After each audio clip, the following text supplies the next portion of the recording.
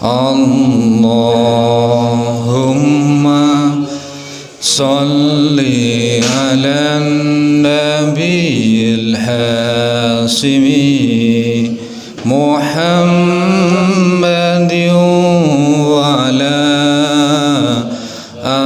alihi wa sallim taslima. Allahumma salli wa sallim wa barik alaihi. Bismillahirrahmanirrahim. Assalamualaikum warahmatullahi wabarakatuh. Alhamdulillahirabbil alamin wassalatu wassalamu ala asrafil anbiya'i wal mursalin sayyidina wa maulana Muhammadin wa ala alihi wa sahbihi ajma'in. Amma ba'd. Sidang salat subuh yang dimuliakan oleh Allah Subhanahu wa taala, puji syukur marilah kita panjatkan kepada Allah Subhanahu wa taala.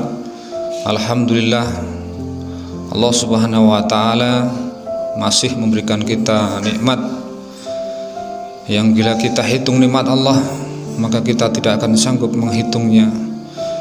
Dan marilah kita bersyukur dengan nikmat Allah Subhanahu wa taala yang diberikan kepada kita dengan mengucapkan tahmid alhamdulillahirabbil alamin.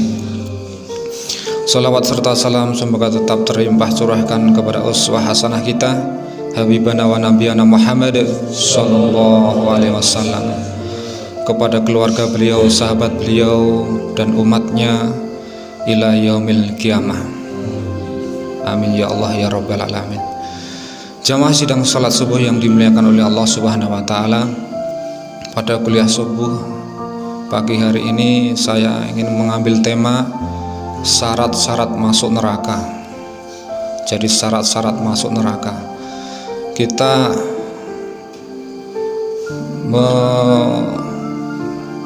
mentadaburi ayat Al-Quran surat Al-A'raf ayat 179, yang dengan kita memahami ayat ini mudah-mudahan kita tidak termasuk golongan orang-orang yang dimasukkan ke dalam neraka jahanam. Seperti kita mempelajari tentang sesuatu yang diharamkan oleh Allah, bukan lantas kita melakukan sesuatu yang dilarang, tapi kita mencegah dari perbuatan yang haram. Termasuk ketika kita mengetahui tentang syarat-syarat masuk neraka, maka dengan kita mengetahui syarat-syarat itu maka insya Allah mudah-mudahan kita oleh Allah Subhanahu wa ta'ala bukan termasuk golongan orang-orang yang masuk ke dalamnya. Allahumma amin ya rabbal alamin.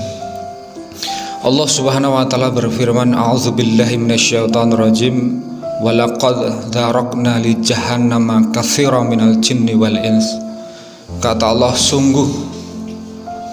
sungguh kata Allah, isi daripada neraka jahanam itu katsira, kebanyakan, katsira minal jin wal ins, dari golongan jin dan juga manusia. Jadi ternyata isi bahan bakar neraka jahanam itu terdiri dari dua makhluk, dari bangsa jin dan juga bangsa manusia. Mereka yang punya, kata Allah, lahum qulubul la yafqahuna biha, lahum qulubul la yafqahuna biha. Mereka punya qalbu, punya hati nurani, punya manah. Orang Jawa mengatakan manah, bukan hati tapi manah. Tapi dengan manah itu, hati itu, qalbu itu tidak dipergunakan untuk memahami ayat-ayat Allah Subhanahu wa ta'ala. Ayat-ayat Allah, ayat-ayat berupa qauliyah yaitu Al-Quran, ayat-ayat kauniyah yaitu apa yang terbentang alam semesta beserta isinya. Orang-orang yang isi neraka jahanam, menjadi isi neraka jahanam adalah mereka yang punya hati nurani, punya kolbu, tapi kolbunya kosong dari mengingati Allah Subhanahu wa ta'ala.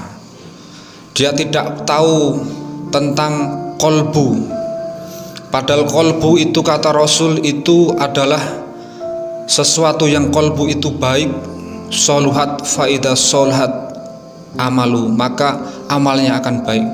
Apabila dia fasad, maka akan fasad, akan rusak semua amalnya. Dan inti manusia adalah kolbu kita, hati nurani kita. Tapi orang yang isi neraka jahanam tidak cenderung untuk melihat atau mendengarkan isi hatinya. Dia cenderung pada hawa nafsunya.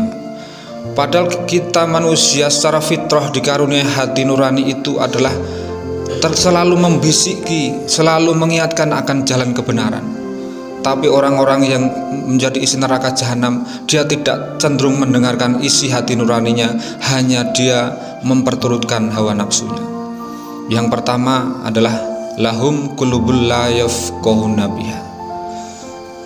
Tidak setiap apa yang ada itu, apa yang menimpa dirinya tidak bisa menjadi pelajaran bagi hati nuraninya. Hati nurani orang-orang yang menjadi penghuni neraka jahanam adalah hati nurani yang resah gelisah, hati nurani yang tidak pernah bersyukur terhadap nikmat-nikmat Allah, hati nurani yang tidak sabar terhadap cobaan yang menimpa dirinya, hati nurani yang penuh dengan keluh kesah. Itulah contoh penghuni neraka jahanam. Lahum qulubul la yafqahuna biha. Yang kedua, walahum a'yunul la yubsiruna biha. Bapak Ibu jamaah salat subuh yang dimuliakan oleh Allah Subhanahu wa taala. Yang kedua adalah mereka punya, Allah anugerahi penglihatan atau mata, tapi tidak dipergunakan untuk melihat tanda-tanda kebesaran Allah Subhanahu wa taala. Yubsiruna berasal dari kata absoro. Absoro itu adalah ketika orang yang beriman itu kebalikannya adalah orang yang senantiasa menggunakan mata penglihatannya, adalah setiap yang ditatap, setiap yang dilihat, apapun itu menjadi pelajaran baginya, menjadi ilmu baginya. Maka orang-orang yang beriman itu tidak melihat asal melihat, tapi betul-betul melihat dengan teliti. Senapa Pak? Seksama. Kalau niku sok lidah kula terpelintir kepleset nih, cedal kula sebenarnya. Tidak melihat dengan seksama, hanya asal melihat. Tidak pernah apa yang dilihatnya menjadi pelajaran baginya.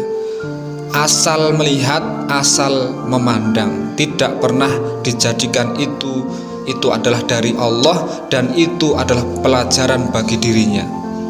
Jadi setiap kejadian yang dilihat dia masa bodoh, tidak peduli. Yang penting diriku aman, diriku senang, yang orang lain susah tidak pernah dia peduli. Itu salah satu contoh orang yang dia walahum a'yunul la yubsiruna biha. Mereka punya penglihatan kata Allah, tapi tidak dipergunakan untuk melihat tanda-tanda kebesaran Allah. Padahal setiap apa yang dilihat oleh kita itu adalah tanda-tanda kebesaran Allah yang setiap dilihat, maka harusnya ketika kita melihat, harusnya itu adalah menjadi pelajaran bagi kita, tanpa harus kita merasakan, mengalami.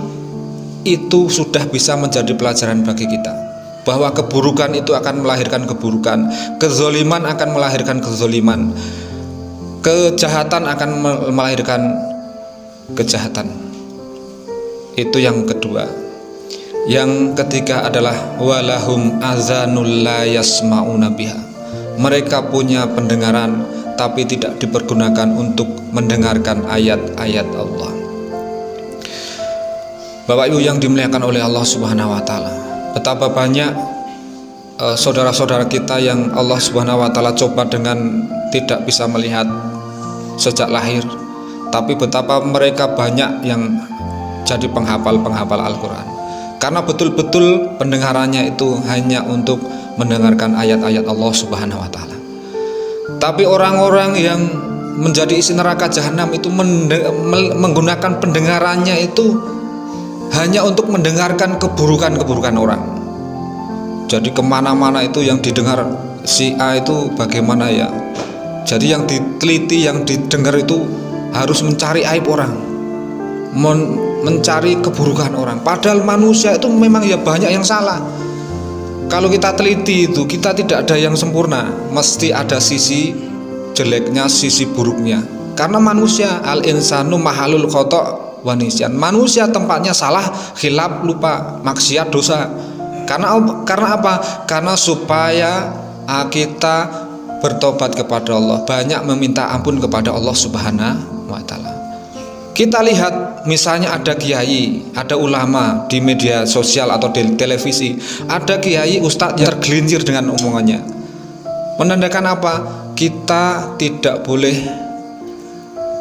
menganggap bahwa kiai itu adalah kebenaran. Makanya kiai itu bisa salah. Maka kalau kita dengar kiai, kita lihat kiai bisa salah, ya karena dia manusia, kiai manusia.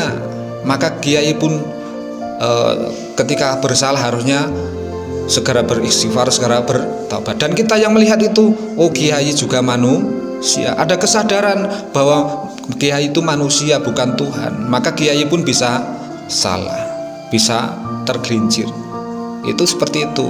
Ketika melihat, mendengar aib orang, maka dia cenderung husnudzon, selalu melihat sisi orang lain itu ada sisi yang baik, sisi yang positif.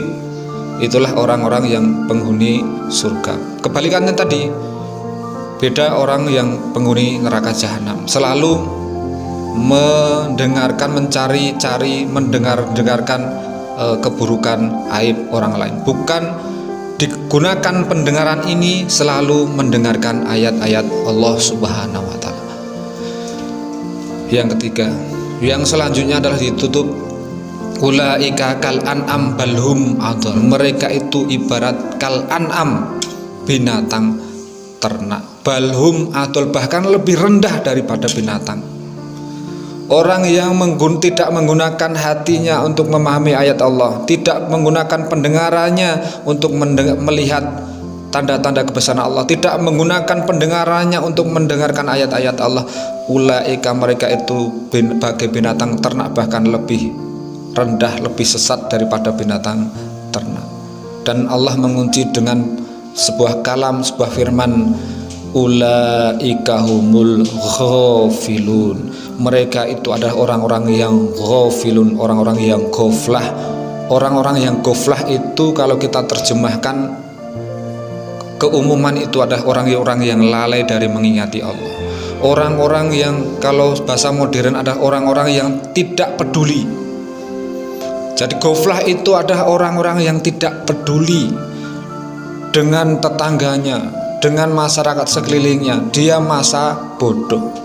Yang penting diriku baik-baik saja, terserah tetangga, terserah orang lain.